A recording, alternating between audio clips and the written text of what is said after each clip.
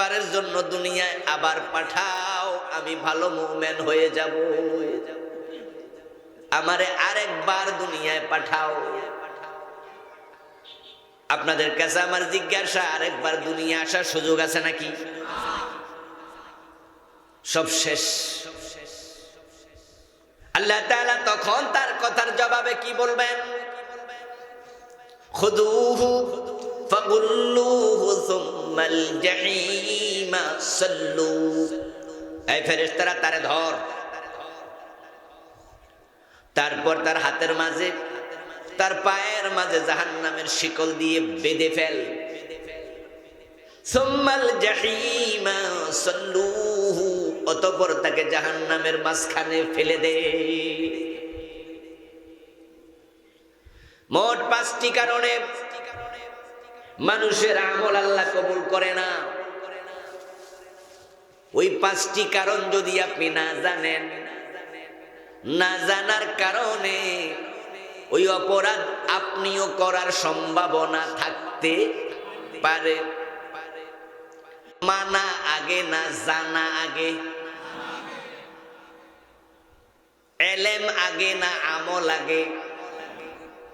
এলেম। তাই কোরআন মাজিদের 1 নাম্বার আয়াত যেটা আল্লাহ তাআলা নাজিল করেছেন সেটাই ছিল ইকরা বিসমি রাব্বিকাল্লাযী খালাক।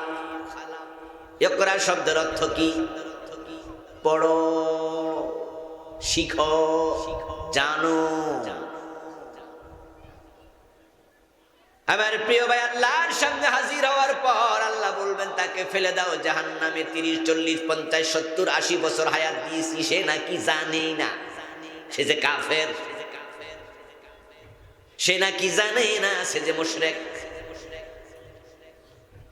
আল্লাহর কত বান্দা নামাজ পড়ে কিন্তু কাফের, রোজা রাখে কিন্তু মুশরিক। এটা আমার কথা নয়। قال رسول الله صلى الله عليه وسلم يأتي على الناس زمان يجتمعون في المساجد ليس فيهم مؤمن। নবীজি ভবিষ্যৎবাণী করছেন এমন একটা জামানা আসতেছে যেই জামানার মানুষগুলো মসজিদে জামাতের সাথে নামাজ পড়বে অথচ একটারও ঈমান থাকবে না। নাউজুবিল্লাহ পড়ে। ইয়াজতামিউনা ফিল মাসাজিদ, তারা মসজিদগুলোতে একসাথে হবে, একত্রিত হবে, জিকির করবে, জামাতে নামাজ পড়বে, কিন্তু লাইসা ফীহিম মুমিন, একটারও ঈমান থাকবে না, সবগুলো বেঈমান, কাফের, মুশরিক, মুনাফিক। 5 ওয়াক্ত নামাজ পড়বে, ঈমান নাই।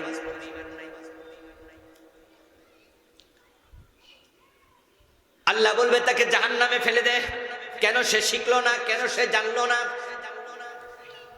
আমি তো নবীর মাধ্যমে তাকে জানাইছি তলাবুল ইলমে ফারিদা আলা কুল্লি মুসলিম,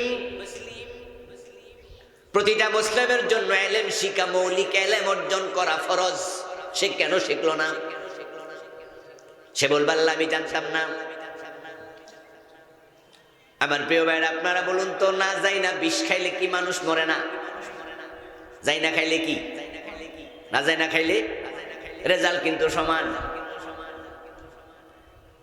এই যে বিদ্যুতের তার আছে, ওই তারের মাঝে হাত দিলে মানুষ মরে যায়। যে জানে না হে হাত দিলে অসুবিধা নাই, ঠিক না? এই জন্য আল্লাহর কাছে জানি না শব্দের কোনো দাম নাই, জানিতেই হবে। তাই তো আমরা আলেম ওলামারা জানানোর জন্য আপনাদের সামনে হাজির হয়ে গেছি। এলাকার যুবকেরা কত চমৎকার আয়োজন করলো, কি পরিশ্রম। মানুষের বাড়ি বাড়ি যায়, বাজারে যায়, এখানে সেখানে যায়, 15 দিন 20 দিন লাগায় টাকা তোলে, পয়সা তোলে, মানুষকে ডাকে, প্যান্ডেল করলো, আপনার লিফলেট করলো, মাইকিং করলো, আপনাদেরকে এখানে ডাকে আনলো। এখানে এত সুন্দর পরিবেশ, এখানে 2 ঘন্টা 3 ঘন্টা 4 ঘন্টা ওয়াজ শোনার জন্য একটা টিকিট কাটা লাগে না, একটা পয়সাও দেয়া লাগে না। যদি কেউ পয়সা দেয় তারা নেবে, কিন্তু জোর করে কারো থেকে 1 টাকাও নেবে না। এরপরেও ওয়াজ শুনতে আসে না, এমন কিছু হতভাগা আছে না নাই? বরং চা দোকানে বৈশা মাহফিল কমিটির বিরুদ্ধে কথা কয়। বিভিন্ন এলাকায় যুবকেরা গানের আড্ডা দেয়, গানের আয়োজন করে, তাসের আয়োজন করে, জুয়ার আয়োজন করে। আর এই যুবকেরা তারা মাহফিলের আয়োজন করছে, এরপরও সমালোচনা করে। এমন কিছু নালায়েক আছে কিনা? এই মাহফিলগুলো বাংলাদেশের জন্য আল্লাহর রহমত, এটা নিয়ামত। এই মাহফিল যদি না থাকতো তাহলে আপনারা অনেকেই আছেন যে ইসলাম সম্পর্কে জানার কোনো ব্যবস্থা আপনাদের আর ছিলই না। আমি একটা কামেল মাদ্রাসায় পড়াই, প্রায় 25 বছর আমার শিক্ষকতা চলছে। আমি ক্লাস নেই ডিগ্রিতে আর মাস্টার্স, ফাজিল কামিল। তাহলে আমার ক্লাসে যদি কেউ বসতে চায় তাকে আলিম পাস করা লাগে, ইন্টারমিডিয়েট পাস করা লাগে। ইন্টারমিডিয়েট পাস না করলে আমার ক্লাসে তাকে ঢুকতে দেয়া হবে না, এটা সরকারি নিয়ম। আমি পড়াই উপরের ক্লাস। কিন্তু মাহফিলের সিস্টেম থাকার কারণে আজকের যে ক্লাস, আজকের যে আলোচনা, এখানে মূর্খ লোক বসার সুযোগ পেয়ে গেছে, ঠিক কিনা? এই মাহফিলগুলো আল্লাহর নিয়ামত, আল্লাহর রহমত। এগুলোর পক্ষে থাকবেন, সাহায্য করবেন। যে 5টা অপরাধে আমল কবুল হয় না, আমি আজকে আলোচনা করব। আল্লাহর সামনে গেলে ধরা খাবে মানুষ, কিন্তু সেদিন ধরা খাইয়া কোনো লাভ নাই। আজকে যদি ধরা খান, আরে খাচ্ছে কাম, এই কাজ করলে বুঝি ইমান চলে যায়, আমল কবুল হয় না, তাহলে তো এটা আমিও করছি, আল্লাহ আমারে মাফ করে দাও, এই কাজ আমি আর করব না। বলুন তো এখানে তাওবা করার সুযোগ আছে না নাই? কিন্তু সেদিন ধরা খাইলে আল্লাহ বলবেন তারে ধরো, জাহান্নামে ফেলে দাও। ওই ব্যক্তি যখন জাহান্নামে পড়ে যাবে, কালা রাসূলুল্লাহ সাল্লাল্লাহু আলাইহি ওয়াসাল্লাম হালুন নার ইয়াকুনা ফিন্নার, জাহান্নামীরা জাহান্নামে যাইও কাঁদতেই থাকবে, চিৎকার দেবে, কাঁদবে। তারা সেখানে আল্লাহ তাআলাকে বলবে, রব্বানা আখরিজনা মিনহা, ও আল্লাহ জাহান্নামের আগুন তো সহ্য হয় না, আমাকে জাহান্নাম থেকে তুমি বের করো। আল্লাহ আমাকে দুনিয়া একটা বার পাঠায়া দাও, আমি ওই অন্যায় আর করব না। ফাইন উদনা ফাইন্না যালিমুন, কোরআন শরীফের আয়াত। সে চিৎকার দিয়ে বলবে, আল্লাহ যদি আমি এই অন্যায় আবার করি, আমি জালেম, তুমি যে কোনো শাস্তি মনে চায় তুমি আমারে দিও, তবে একটাবার দুনিয়া আমারে পাঠাও, আমি অন্যায় আর করব না, আমি ভালো হয়ে যাব। সে চিৎকার দিয়া জাহান্নামে বলতে থাকবে, কাঁদতে থাকবে, 40 বছর লাগাতার তার কান্না থামবে না। নবীজি বলেন, ওই কান্নার কারণে তার চোখ থেকে এত বেশি পরিমাণ পানি বের হবে, কান্নাহা জাদাওয়াত, তার চোখের পানির গতি দেখে মনে হবে এটা কোনো খাল বিল নালার পানি যাইতেছে। এক পর্যায়ে তার কাঁদতে কাঁদতে চোখের পানি শেষ হয়ে যাবে। ফাতাসিলুদ দিমা হাত্তা তানকাতিআদ দুমু, ফাতাসিলুদ দিমা, চোখের পানি বন্ধ হয়ে চোখ থেকে রক্ত বের হতে থাকবে। এইভাবে চিৎকার দেবে, আল্লাহ আমার একটাবার দুনিয়া পাঠাও, সহ্য হয় না, জাহান্নামের আগুনে আমি থাকতে পারি না। বারবার বলতে বলতে 40 বছর পর আল্লাহ তাআলা তার সাথে কথা বলবেন। এই 40 বছরে আল্লাহ তার সাথে কোনো কথা বলবেন না। তাফসীরে জালালাইন প্রণেতা বলেন, 40 বছর পর আল্লাহ কি কথা বলবেন? قال اقسموا فيها ولا تكلمون, 40 বছর পর আল্লাহ যে কথাটা বলবেন সেটা হলো, তুই লাঞ্ছিত অবস্থায় জাহান্নামে পড়ে থাক, আমার সাথে কোনো কথা বলবি না, তোর সাথে আমার কোনো সম্পর্ক নাই। তাহলে আল্লাহর কাছে যাওয়ার পর কান্নাকাটি কইরাও কোনো লাভ আর হবে না। কিন্তু যদি আজকে আমার আলোচনা শোনার পর আপনার কাছে মনে হয় আমার এখন একটু কান্নাকাটি করা দরকার, তাওবা করা দরকার, আত্তাইবু মিনাজ যামবি কামান লা যামবা লাহু।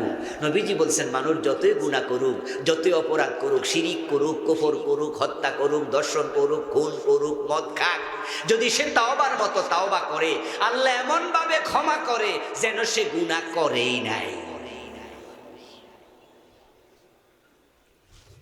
আল্লাহ সব মাফ করে দেয়। আবু সুফিয়ানের নাম শুনেছেন? আমার সাথে কথা বলতে হয়, জবাব দিতে হয়। যারা জবাব জানেন, এটা আমার দাবি যে জবাব দিবেন। যারা জানেন তারা কথা বলবেন, তাহলে কথায় কথা আসবে। আবু সুফিয়ানের নাম শুনেছেন? রাদিয়াল্লাহু তাআলা আনহু। আমরা উনার নামের পরে এখন দোয়া করি, উনি সাহাবী। অথচ এই লোকটা নবীজির দুশমনি করছে লাগাতার 21 বছর। কয় বছর? 21 বছর। নবীজির নবুয়ত ছিল 23 বছর। মক্কায় 13 বছর দুশমনি করছে, মদিনায় হিজরতের পরে দুশমনি করছে আরো 8 বছর। তো 21 আর 8 কত? সরি, 13 আর 8 কত? 21 বছর। কিন্তু মক্কা বিজয়ের দিন উনি তাওবা করছে, কালেমা পড়ছে, আল্লাহ সব মাফ কইরা উনাকে সাহাবী বানাই দিছে। আর আবু জেহেল সে কি তওবা করছে? আবু লাহাব তওবা করছে? এগুলো শেষ, গজবে শেষ। আমার বন্ধু 5টি অপরাধ করলে আল্লাহ তাআলা আমল কবুল করেন না। তার মাঝে 3টা হলো ঈমান আমল সহ সব শেষ, চরম জঘন্য।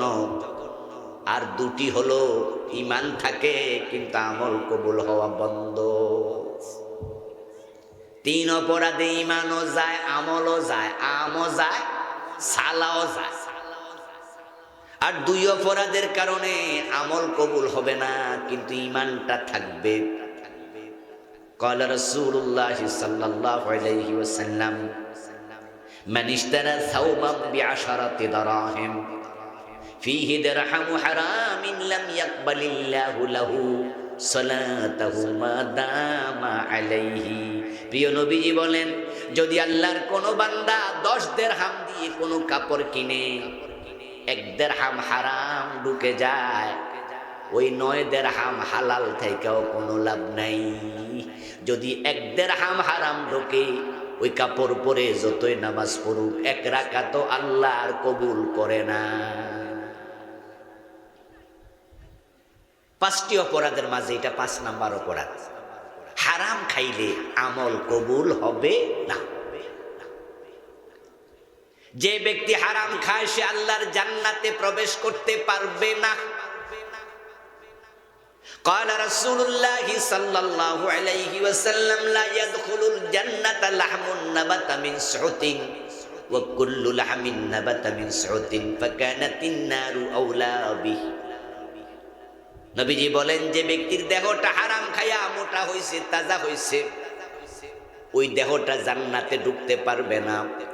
যে দেহ হারাম খায়া বড় হয়, এটা জাহান্নামের আগুনের জন্যই মোটা হয়, তাজা হয়, বড় হয়, জান্নাতের জন্য নয়।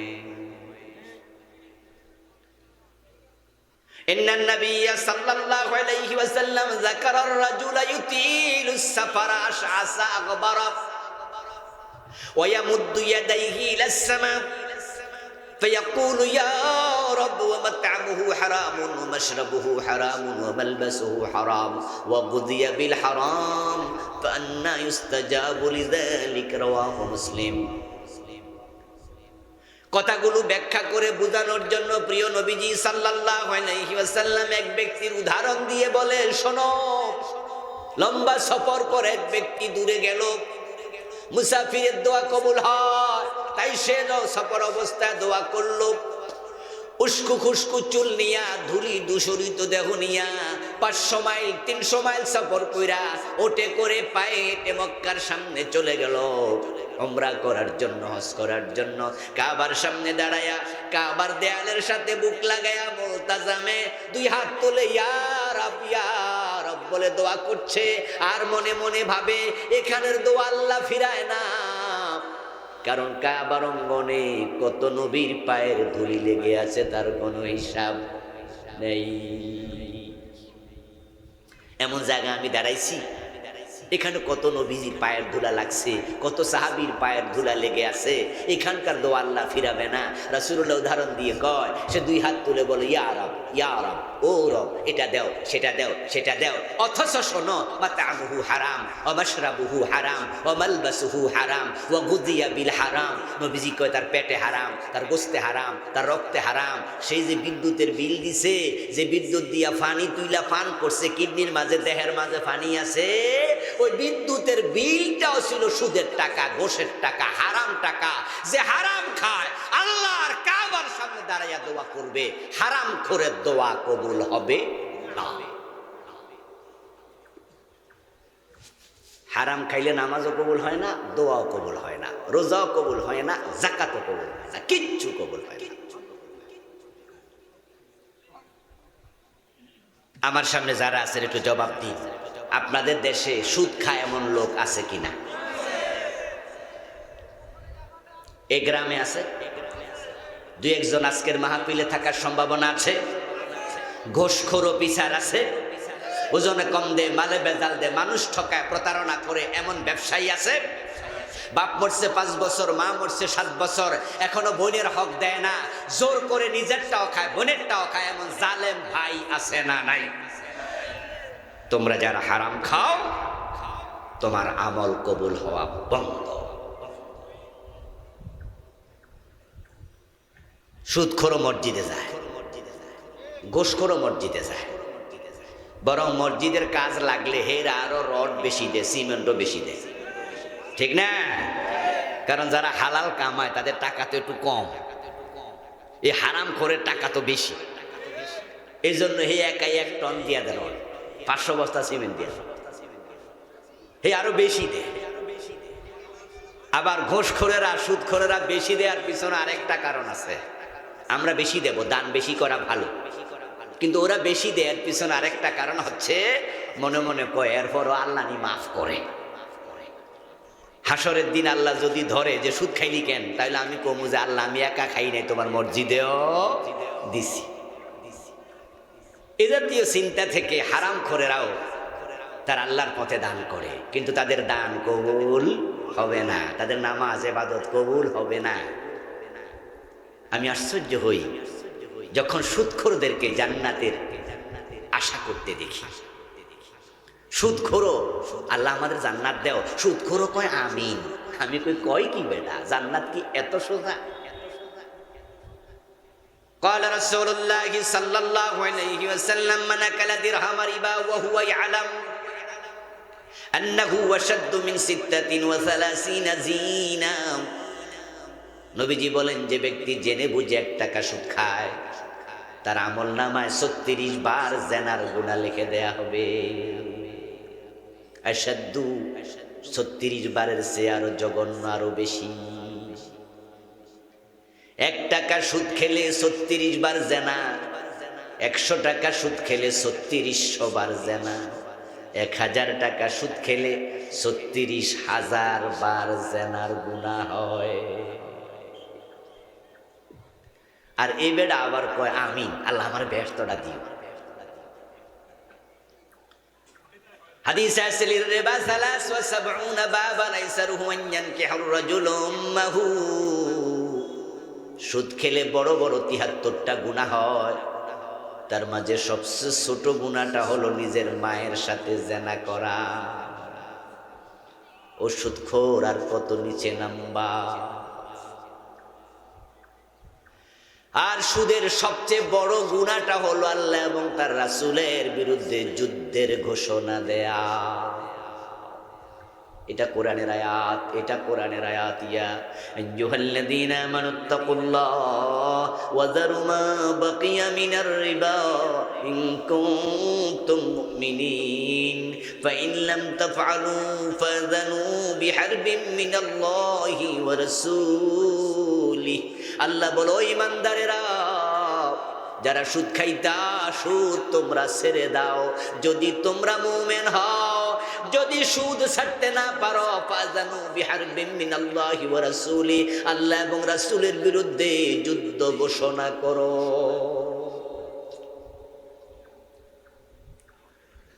যারা হারাম খাচ্ছেন তারা আজকে থেমে যেতে হবে। আমি থামাতে এসেছি 5টি কাজ থেকে। একদিনের আলোচনা সব বলা যাবে না, কিছু কিছু বলতে এসেছি। সামান্য সামান্য শুনুন, সামান্য সামান্য মানুন। ছোট্ট ছোট্ট বালিকণা, বিন্দু বিন্দু জল গড়ে তোলে মহাদেশ সাগর তল। আস্তে আস্তে শিখতে শিখতে অনেক এলেম হয়, আস্তে আস্তে মানতে মানতে অনেক আমল হয়। ছোট্ট ছোট্ট বৃষ্টির কণায় বন্যা হয়ে যায়, ছোট ছোট বালি কণায় পাহাড় তৈরি হয়ে যায়। কিন্তু যে শিখে না, যে মানে না, তার কিচ্ছু লাভ নাই ওয়াজে বসে থেকে।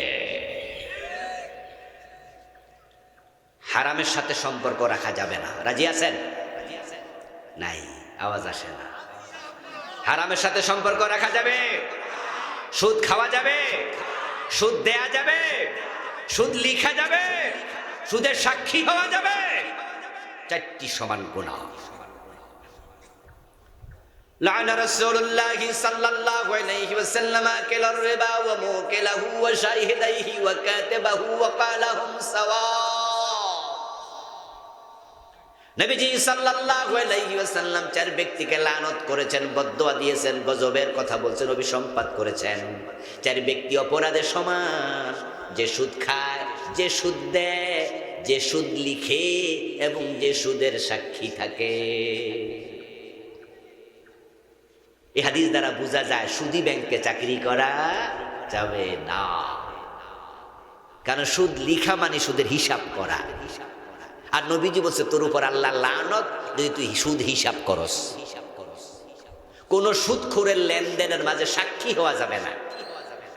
আপন জনদেরকে সাক্ষী বানাইয়া বিভিন্ন ব্যাংক থেকে, বিভিন্ন সংস্থা থেকে, বিভিন্ন রকমের অর্থনৈতিক প্রতিষ্ঠান থেকে সাক্ষী বানাইয়া সুদ আনে, এমন কাজে আপনি সাক্ষী হবেন, আপনার উপর আল্লাহর গজব। সাক্ষী হওয়া যাবে না।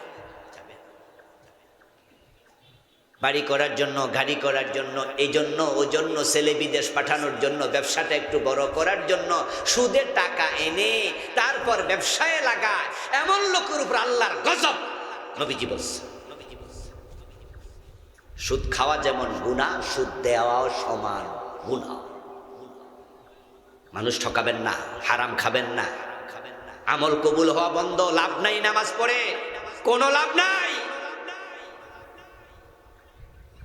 এখন আজকে আমার ওয়াজ শুনা এই জাতীয় অপরাধে যারা অপরাধী তারা মনে মনে যদি কয় যা তাইলে নামাজই পড়তাম না, হুজুর যেহেতু কইছে এরকম করলে নামাজ পড়লে নামাজ হইব না, তাইলে আর পড়া লাভ কি, তাইলে আর পড়তাম না। আচ্ছা বলুন তো, আপনি যদি নামাজ ছাইরা দেন আল্লাহর খুব লস হয়ে যাবে, ঠিক না? লসটা কার? কথা বলতে হবে তো, লসটা কার? আপনার। আপনার মতো লোক নামাজ ছাইলে আল্লাহর কি আসে যায়? আপনি রাগ দেখান কার লগে? আল্লাহর লগে। যে নামাজই পড়তাম না যেহেতু কবুল হয় না, তা আপনি নামাজ না পড়লে আল্লাহর কি ক্ষতি?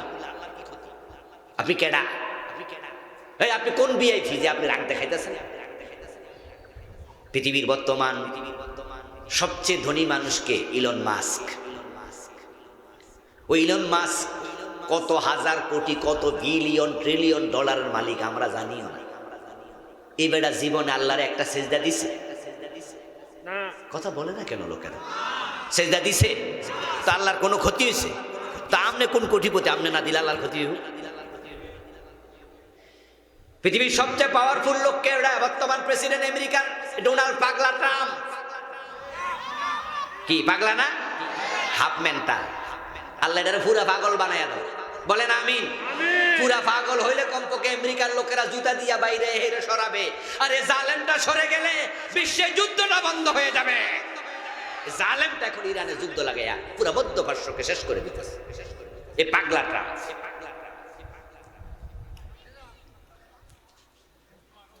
এই পাগলটা ক্ষমতার দিক থেকে বর্তমান পৃথিবীর সবচেয়ে বেশি পাওয়ারফুল। আমেরিকা এমন এক রাষ্ট্র যারা তামাম পৃথিবীকে ডমিনেট করে, আর সে দেশের রাষ্ট্রপ্রধান তো প্রেসিডেন্ট, তো সাংবিধানিক পাওয়ার। এবার বলুন তো, এই ডোনাল্ড ট্রাম্প আল্লাহরে সেজদা করছে কয়দিন? আচ্ছা এত সহজ জবাব দেন না কিছু মিয়ারা, ভাইয়ারা বলেন না, জবাব সেজদা দিছে? আচ্ছা আল্লাহর কোনো ক্ষতি হয়েছে? আপনার কদ্দুর ক্ষমতা আছে আমরা রাগ দেখাইয়া সেজদা ছেড়ে দিবেন? আর সারলে আল্লাহর কি লস? লসটা কার? আপনার। তাহলে এবার সবাই একটু আওয়াজ করে বলুন, নামাজ ছাড়বেন না হারাম ছাড়বেন? কথা বলেন, নামাজ ছাড়বেন না হারাম ছাড়বেন? হারামে আরাম নাই, হারাম খাইয়া লাভও নাই। কবরে কি যাওয়ার সময় কিছু নেওয়া যাবনি? তো হারাম খাইয়া কামাইছেন, লাভটা কি? ফোলা খাইবো, মাইয়া খাইবো, ও খাইবো, জি খাইবো, আত্মীয় স্বজন খাইবো, সবাই বিল্লা খাইবো, কিন্তু কবরে মারি খাইবো কয়জনে? আমি একা। আমার বন্ধু, 5 অপরাধী মানুষ, আমল কবুল হবে না, এটা 5 নাম্বার। এবার একটু ফিরে আসুন, আমরা 1 নাম্বারের দিকে যাই। প্রথম অপরাধ হলো কুফর, যেটা করলে ঈমানও শেষ, আমলও শেষ। দ্বিতীয় অপরাধের নাম শিরক, যেটা করলে ঈমানও শেষ, আমলও শেষ। 3 নাম্বার অপরাধের নাম নিফাক ইতিকাদি, এটা করলে ঈমানও শেষ, আমলও শেষ। যে সুদ খায়, ঘুষ খায়, তার ঈমান শেষ হয় না, তাকে আমরা কাফের বলি না, তবে সে কবিরা গুনাহগার, তার আমল কবুল হয় না। আর 4 নাম্বার আরেকটা আছে, এটার নাম বেদাত। যাদের আমলের মাঝে বেদাত ঢুকে যায়, তাদের আমল কবুল হয় না, তবে বেদাতীদের ঈমান চলে যায় না, তারা মুমিন থাকে, তারা মুমিনে ফাসিক। কিন্তু কুফর করলে, শিরিক করলে, নিফাক করলে ঈমানটাই থাকবে না। এজন্য এই 3টা হলো বেশি খারাপ, জঘন্য খারাপ। কুফর, শিরক, নিফাক, এই 3 অপরাধ। আমার সাথে বলুন, প্রথমটার নাম কি? কুফর। বলেন প্লিজ, কি? দ্বিতীয়টা শিরক, বলেন কি? 3 নাম্বারটা নিফাক, বলেন কি? যে কুফর করে তাকে বলে কাফের, যে শিরক করে তারে বলে মুশরিক, যে নিফাকে জড়িত তাকে বলে মুনাফিক। এই 3 গ্রুপের ঈমান নাই। ঈমান হচ্ছে অঙ্কে 1-এর মতো, নেক আমল হলো 1-এর ডানে শূন্যের মতো। 1 যদি থাকে, শূন্যের দাম আছে, কিন্তু 1 যদি মুছে দেন, শূন্যের কোনো দাম নাই। তাই যার ঈমান নাই, তার আমলের কোনো দাম নাই। ঈমান ছাড়া নামাজ, রোজা, হজ, যাকাত কইরা কোনো লাভ নাই। 1-এর ডানে যদি একটা শূন্য দেন, কত হয়? 2টা দিলে, 3টা দিলে, 1 মুছে দেন, শেষ। এই জন্য মুসলমান ঈমান যেন হারিয়ে না যায়, সাবধান। অথচ নবীজি বলেছেন যে মানুষ জামাতে নামাজ পড়বে, ঈমান থাকবে না, এমন একটা যোগ আসবে। قال رسول الله صلى الله عليه وسلم تكون بين الساعة فتن كقطع الليل المظلم। নবীজি বলছেন, কিয়ামত যখন এগিয়ে আসবে, কিয়ামতের আগে সূর্য ডুবে গেলে যেমন অন্ধকার ধেয়ে আসে, পৃথিবীর বিভিন্ন দিক থেকে ফিতনা বের হবে। ইউসবিহু ফিহার রাজুলু মুমিনান ফায়ুমসি কাফিরা। ওই ফিতনার যোগে মানুষগুলো সকাল বেলায় মুমিন থাকবে, সন্ধ্যা বেলায় কাফের হয়ে যাবে। কুফরি এত বেশি হবে সমাজে যে মানুষ সকালে মুমিন, সন্ধ্যায় কাফের, সন্ধ্যায় মুমিন, সকালে কাফের। মানুষ নামাজি থাকবে, ইমানদার থাকবে না, ঈমান হারিয়ে যাবে। ডজন ডজন মানুষ ঈমান হারা হয়ে যাবে, বুঝবেই না কেমনি ঈমান চলে গেছে, কারণ তাদের ইলমের বড় অভাব। ঈমান চলে যায় কুফরি করলে। কুফরি মানুষ কিভাবে করবে? নবীজি এটাও বলছেন, ইন্নার রাজুল লা ইয়াতাকাল্লামু বিল কালিমাতি মিন সাখাতিল্লাহি লা ইউলকি লাহা বালান ইয়াহবি বিহা ফি জাহান্নাম। নবীজি বলেন, আল্লাহর বান্দা হঠাৎ করে না বুঝে, চিন্তা না করে মুখে এমন কথা বলবে, একটা কথার কারণে তার ঈমান শেষ, আল্লাহ তাকে জাহান্নামের মাঝখানে ফেলে দেবে। কুফরি কালাম। আমাদের এক নেতা ইউনূস সরকারের আমলে টেলিভিশন সাক্ষাৎকার দিতে গিয়ে বলেছেন যে, উনি বললেন যে উনারা নাকি শরিয়া আইনে বিশ্বাস করে না। উনার এই বক্তৃতা কি আপনারা শুনেছিলেন? আমরা আলেমরা বারবার বলেছি আপনি তাওবা করেন, তাওবা করেন, আপনার ঈমান কিন্তু শেষ হয়ে গেছে। কারণ এই শব্দটা কুফরি কালাম, শরিয়া আইনে বিশ্বাস না করলে ঈমান থাকে না। একজন নামাজ পড়ে না, আরেকজন নামাজ বিশ্বাস করে না, দুইটা কি সমান? আচ্ছা, আপনাদের কারো কারো বাড়ি থেকে নিজের ছেলে মেয়েদের মাঝেও 2-4 জন বেনামাজি আছে না? কিন্তু সে কি কাফের? কিন্তু নামাজ অস্বীকার করলে কাফের। যদি কেউ বলে আমি নামাজ মানি না, নামাজে বিশ্বাস করি না, সে কাফের হয়ে যাবে। এটা কুফরি কালাম। এখন নেতা কইয়া দিল আমরা শরিয়া আইনে বিশ্বাস করি না, এই কথা বললে যে ঈমান চলে যায়, ওই নেতা হয়তো এটা জানেই না। কারণ তাদের ইসলামের এলেম বেশি না কম, এজন্য ইসলামে এলেম শিখা সবার আগে ফরজ। মেয়ের বিয়ে ঠিক হয়েছে, মেয়ের বাবার এক দোস্ত স্কুল ফ্রেন্ড তো বলতেছে, দোস্ত শুনলাম তোর মেয়ের বিয়ে ঠিক হয়েছে, কি দাওয়াত টাওয়াত দেশ না? কিরে দাওয়াত না দিয়া বিয়া কি গোপনে ফেরে লাইবি নাকি? বাল্য বন্ধু বলে তোরে দাওয়াত না দিয়া বিয়ে হইব মাইয়া? তো কি হয়েছে শুনলাম নাকি ছেলে মেয়ে সব দেখাশোনা শেষ? কয় হ্যাঁ, বিয়েটা তো হচ্ছে না।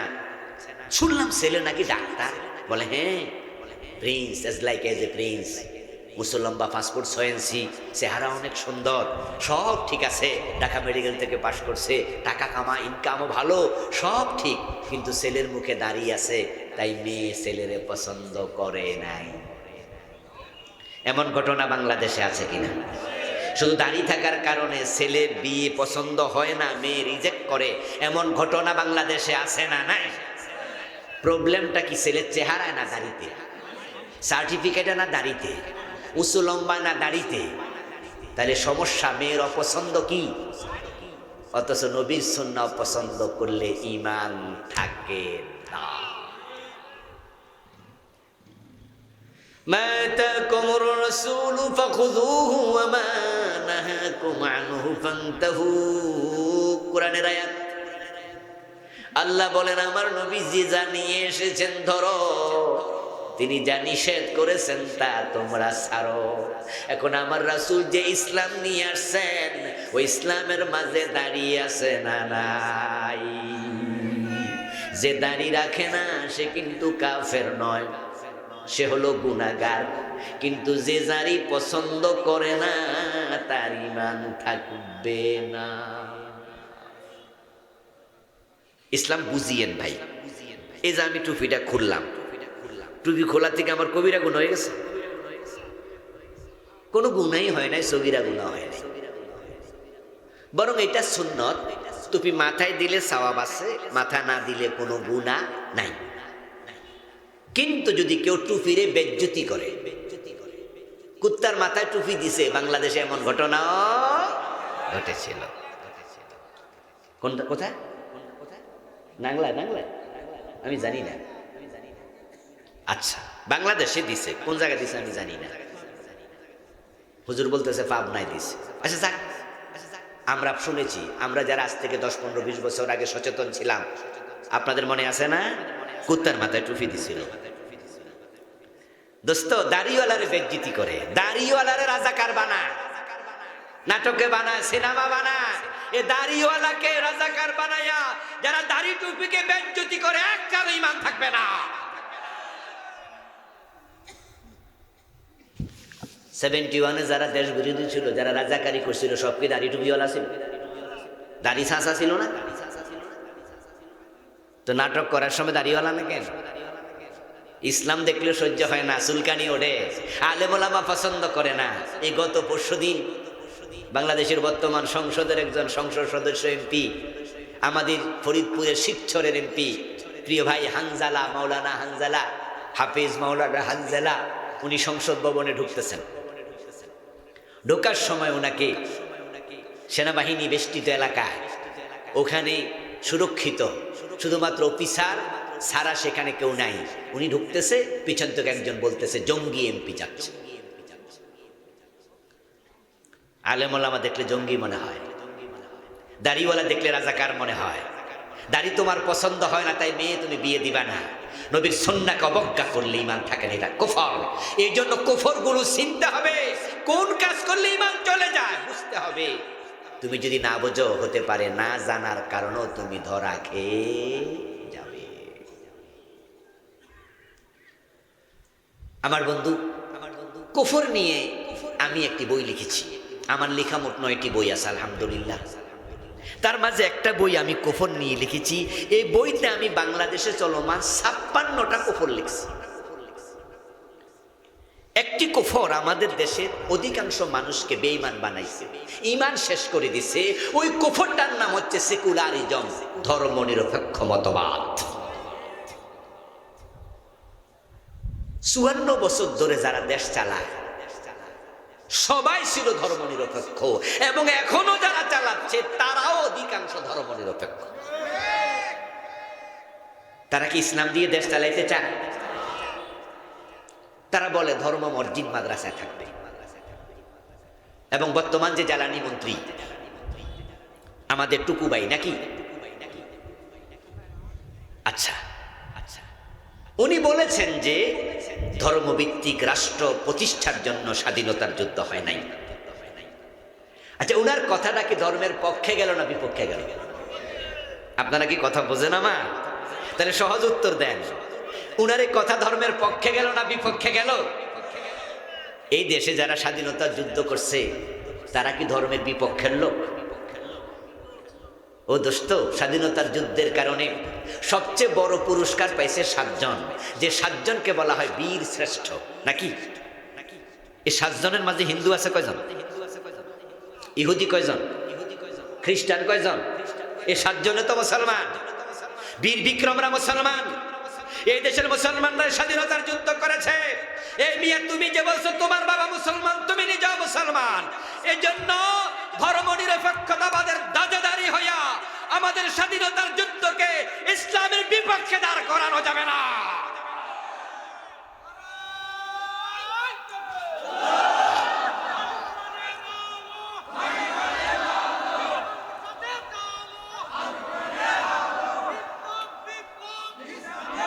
আমার প্রিয় ভাইয়েরা, ধর্মনিরপেক্ষতা কুফরি মতবাদ। আপনি যদি ইসলাম না চান, আপনার ঈমান আর নাই।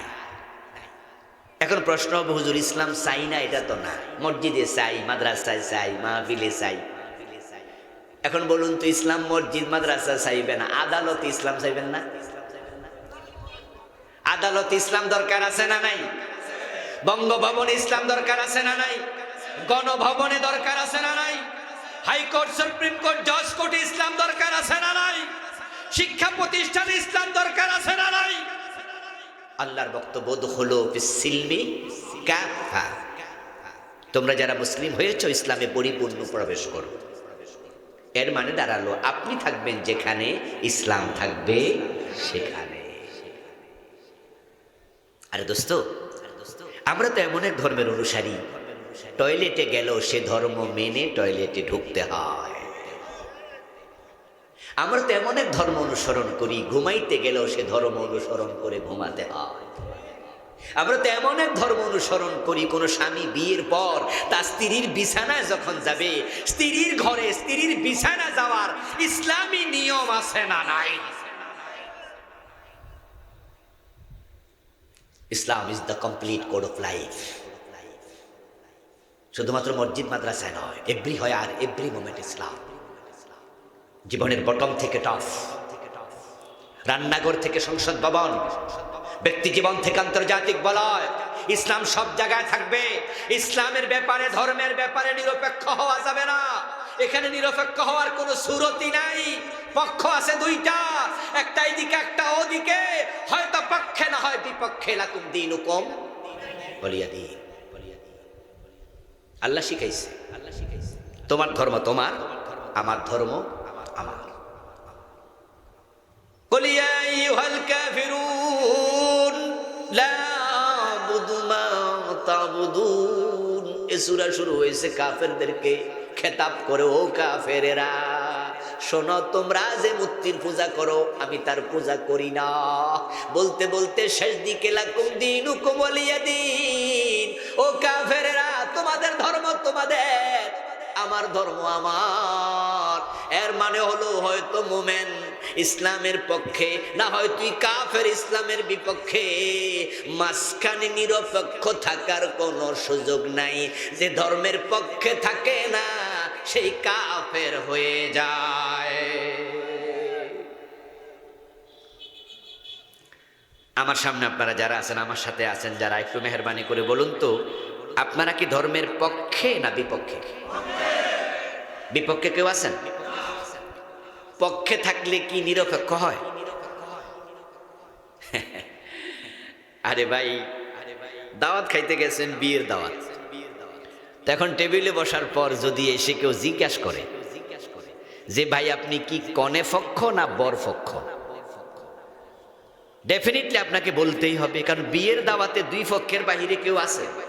আরে রিক্সাওয়ালাও পক্ষে যায়, হয়তো মাইয়ার পক্ষে হইয়া, না হয় কি ছেলের পক্ষে। যে সিএনজি চালাই আনে হে অত হয়তো মেয়ে পক্ষের না ছেলে পক্ষের। এখন মুসলমানের দাওয়াত খাইতে যাইয়া যদি আমি বর পক্ষের, মাইর খেবো না? মুসলমানি বোঝেননি? ফোলাফানের যে সুন্নতে খতনা, ওই সুন্নতে খতনার পরেও তো কেউ কেউ অনুষ্ঠান করে, ছাগল টাগল জবাই করে খাওয়ায়, গরু জবাই করে খাওয়ায়। রাস্তা দিয়ে যাওয়ার সময় একবার দেখেছি বাড়িতে অনেক মানুষে খায়, তো সে বিয়ে বাড়ি মনে করে ঢুকছে, হেও টেবিলে খাইতে গেছে। এখন হেরে না চিনা আয়োজকরা জিজ্ঞাসা করে ভাই আপনি করতে আইছেন কোন পক্ষের লোক? আমি ছেলে পক্ষের। ওটা তো বিয়ে না, মুসলমান। মাইর খাওয়ার দশা। খেলা হচ্ছে ব্রাজিল আর আর্জেন্টিনা, মাঝে মাঝে হয় না ফুটবল খেলা, খুব জমে। দেখবেন যে যারা আর্জেন্টিনার সাপোর্টার তারা টেবিল থাপড়াচ্ছে যদি আর্জেন্টিনা গোল দেয়। যারা ব্রাজিলের সাপোর্টার, ব্রাজিল গোল দিলে তারাও টেবিল থাপড়ায়। আর আমরা মতো যারা আছে আমরা টেবিল থাপড়াই না। যদি আমার কেউ জিজ্ঞাসা হুজুর সবাই টেবিল থাপড়ায়, আপনিও চা দোকানে বইয়া চা খাচ্ছেন, একবারও টেবিলে থাপ্পড় দিলেন না, টেলিভিশনে খেলা চলে ভালো করে চাইলেন না, আমি বলবো আমি ব্রাজিলও না, আমি আর্জেন্টিনাও না, আমি নিরপেক্ষ।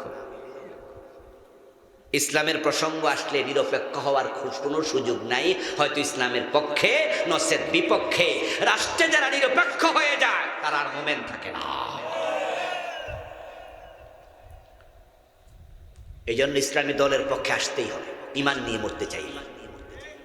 তবে আমি বলবো না আপনি জামাত ইসলাম করুন, আমি বলবো না আপনি নেজামি ইসলাম করুন, আমি বলবো না আপনি হেফাজত ইসলাম করুন, আমি বলবো না আপনি খেলাফত আন্দোলন করুন, আমি বলবো না আপনি সর্বনয়ে যান, আমি বলবো ইসলামী দলে যান। যেই কোনো ইসলামী দলে যান যারা ইসলাম চায়, ইমানটা বাঁচবে। ইসলাম যারা চায় না তাদের দলে গেলে ইমানটা আর বাঁচবে না। কোনো না কোনো ইসলামী দলে যান, ইমান যদি বাঁচাতে চান। সেকুলারিজম কি? আমার এই বইতে আমি তার ডেফিনেশন সংজ্ঞা লিখেছি, 102 নম্বর পৃষ্ঠায় লিখেছি।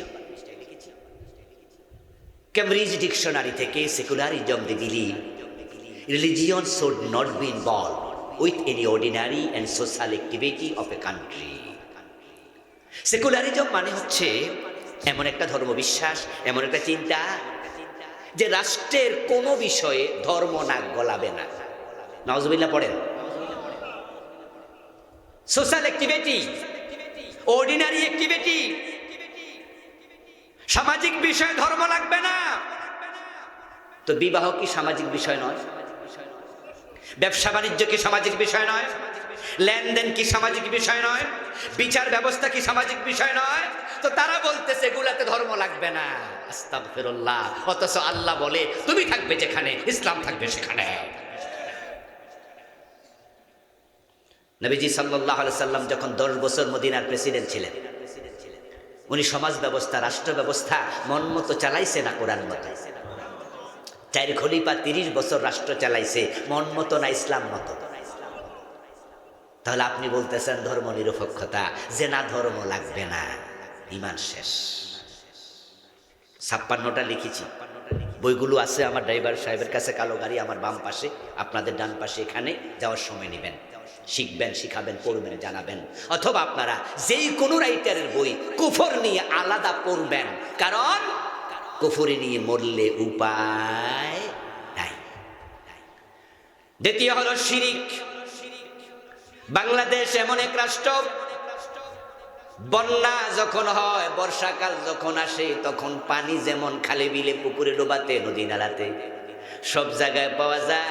ইভেন রাস্তার মাঝে যদি একটা গর্ত থাকে, রাস্তার গর্তেও পানি পাওয়া যায় বর্ষাকালে।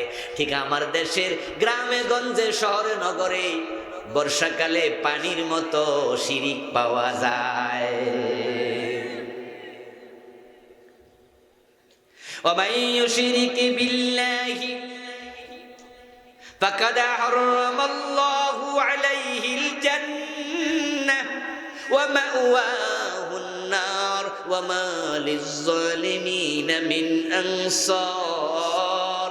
কোরআন মাজিদ আল্লাহ তাআলা বলেন, যে আল্লাহর সাথে শরীক করবে আল্লাহ নিজে তার জন্য জান্নাত হারাম বানাইয়া দেয়। প্রিয় ভাইরা, জান্নাতে যেতে হলে শিরিক করা যাবে না। শিরিক করলে জান্নাত হারাম, হারাম, হারাম। অথচ আমাদের দেশের মাহফিলে আইসা বক্তা শিরিক করা, এমন বক্তাও। এক বক্তা মাহফিলে কি কইছে, আল্লাহর ধন রাসূলকে দিয়া আল্লাহ গেছে গায়েব হইয়া। এখন রাসূলের ধন খাজা লইয়া শুইয়া আছে আজমিরে, কেউ ফিরে না খালি হাতে খাজা বাবার দরবারে। তার সামনে হাজারো শ্রোতা, তার সামনে হাজারো শ্রোতা। অথচ এই কবিতা, এই গান যে বিশ্বাস করবে সে মুশরিক। ওই বক্তা, ওই শ্রোতা যারা বিশ্বাস করেছে সবাই ঈমান শেষ। আল্লাহর ধন আল্লাহ কাউকে দেয় না, সকল ধনের মালিক কে? আল্লাহ ভাগ করে, ভাগ করে। আবার যখন প্রয়োজন হয় কেড়ে নিয়া কোটি টাকার মালিকরে পথের কাঙ্গাল বানাইয়া দেয়। ক্ষমতার মালিক আল্লাহ, ধনের মালিক আল্লাহ, ইজ্জতের মালিক আল্লাহ। কিন্তু উনি বলতেছে আল্লাহর ধন রাসূলকে দিয়ে গেছে, আল্লাহ আবার দিয়া নাকি গায়েব হয়ে গেছে। তারপর আবার রাসূলের কাছেও না, এখন কার কাছে গেছে গা? খাজা বাবার কাছে। এরপর আবার শেষ দিকে বলতেছে এখন উনার কাছে গেলে কেউ খালি হাতে ফিরে না। অথচ খাজা বাবা মরে গেছে, মরা ব্যক্তি কিছু দেয়ার ক্ষমতা নাই। এই জাতীয় বক্তার ওয়াজ শুনে বিভিন্ন মরাফিরের কাছে গিয়ে চাইতেছে, এমন লোক বাংলাদেশে আছে না নাই? ছেলে চায়, মেয়ে চায়। বিভিন্ন দরবারে যাইয়া পীর সাহেবের কাছে বলে, হুজুর একটা ছেলে দেন, একটা মেয়ে দেন। মরাফিরের কাছে গিয়া বলে পরীক্ষা পাস করাই দেন। কয় কি? আপনারা দেখেছেন সোশ্যাল মিডিয়া এসেছে, গত এসএসসি পরীক্ষা আগে দিয়া কিছু পোলাপান গেছে হুজুরের কাছে, চট্টগ্রামের এক হুজুরের কাছে, যে হুজুর পরীক্ষা আমাদের সামনে একটু দোয়া করে দেন। হুজুর কই চলো আমার সাথে, লয়ে গেছে এক মাজারে। তারপর ফেসবুকে লাইভ চালু করে দিয়া সে মানুষকে জানাচ্ছে, দেখাইতেছে জাতিকে। সে বলতেছে, বাবা পোলাপানের পরীক্ষা, ওরা আইসে আপনার কাছে একটু ফাঁস করাই দিয়েছে। মরাফির ফাঁস করাইতে পারবে? আমার প্রিয় ভাই ভালো করে শুনুন, قال رسول الله صلى الله عليه وسلم اذا سألت فاسأل الله واذا استعنت فاستعن بالله। আমার রাসূল বলতেছো, আমার উম্মত শোনো, যখন চাইবে তখন চাইবে শুধু কার কাছে? কোরআন মাজিদেও আছে, সূরা ফাতিহার মাঝে প্রতিদিন আমরা বারবার আল্লাহর কাছে বলি, ইয়াকা না'বুদু ওয়া ইয়াকা নাস্তাঈন। আল্লাহ আমি শুধু তোমার গোলামি করি, শুধু তোমার কাছে চাই।